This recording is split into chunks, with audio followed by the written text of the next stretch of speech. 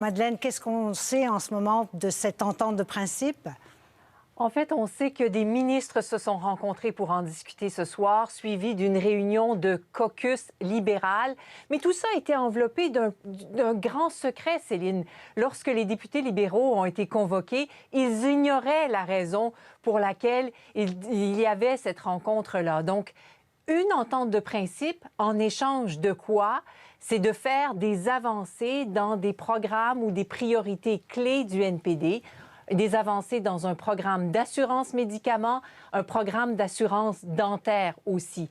Mais si on parle d'entente de principe, Céline, c'est qu'il faut encore que les néo-démocrates appuient cette entente-là. Ils sont eux aussi en réunion de caucus ce soir et on s'attend à ce qu'ils prennent une décision ce soir.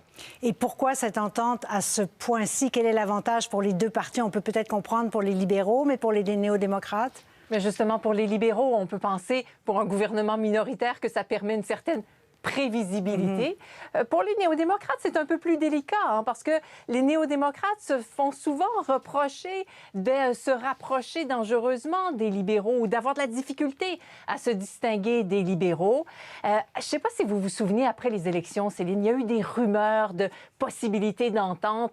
Et à l'époque, au NPD, on nous disait, pour qu'il y ait une entente, il faut qu'il y ait suffisamment un effet « wow », des gains réels pour le NPD, pour que les électeurs s'en souviennent au moment du vote. Donc, est-ce qu'il y a suffisamment un effet « wow » aux yeux du caucus néo-démocrate? Ce sera visiblement déterminé ce soir. Et s'il y a une entente qui se formalise, bien éventuellement, ce sera aux électeurs d'en juger. Alors, on n'aura plus de détails dans les prochaines heures, donc merci Madeleine. Au revoir.